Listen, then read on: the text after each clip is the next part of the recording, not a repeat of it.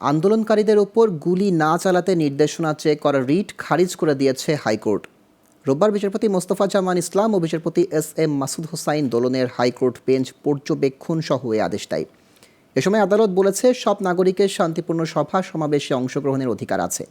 আইনের নির্দেশনা মানতে হবে পুলিশকেও। বিস্তারিত আলাউদ্দিন আল আজাদের প্রতিবেদনে। সম্প্রতি কোটা আন্দোলনকে ঘিরে দেশের বিভিন্ন স্থানে বিক্ষোভ ও সংঘর্ষে নিহত হয়েছে 150 জন। এই ঘটনার পর আন্দোলনকারীদের উপর গুলি না চালাতে নির্দেশনা চেয়ে সুপ্রিম কোর্টে রিট করেন দুই আইনজীবী, মানজুর আল মাতিন ও আইনানুন নাহার সিদ্দিকা। 29 জুলাই ও 30 জুলাই এই রিটের উপর শুনানি হয়। 31 জুলাই রিটটি আদেশের জন্য বেঞ্চটির কার্যতালিকায় উঠলেও বেঞ্চের একজন বিচারপতি অসুস্থতার কারণে ছুটিতে থাকায় দ্বৈত বেঞ্চ বসেনি।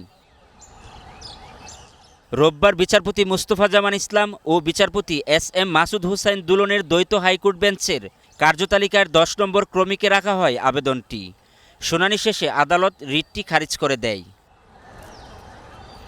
রিটকারীদের পক্ষের আইনজীবী অনিক আর হক বলেন, আদেশ পক্ষে না হলেও আদালত বেশ কিছু পর্যবেক্ষণ দিয়েছে, পাশাপাশি পুলিশকেও মানতে হবে আইনের নির্দেশনা। আমাদের মামলাটি উনি খারিজ করে দিয়েছেন সত্য, কিন্তু তার সাথে সাথে অনেকগুলো অবজারভেশন দিয়েছেন। তার মধ্যে প্রথম যেটি, পুলিশকে তিনি কিছু ডাইরেকশন দিয়েছেন যে কোনো শান্তিপূর্ণ মিছিলে সমাবেশে পুলিশ তাদের যে রুল রয়েছে সেই রুল ফলো করবে, এবং সেই রুলের মধ্যে বলে দিয়েছেন যে যেটুকু ফোর্স তাদের করা উচিত ওই পরিপ্রেক্ষিতে তার চাইতে বেশি কোনো কিছু তারা করবে না। এ বিষয়ে সুপ্রিম কোর্ট আইনজীবী সমিতির সাধারণ সম্পাদক জানান, রাজনৈতিক উদ্দেশ্যে রিটটি করা হয়, তাই হাইকোর্ট খারিজ করে দিয়েছে রিটটি।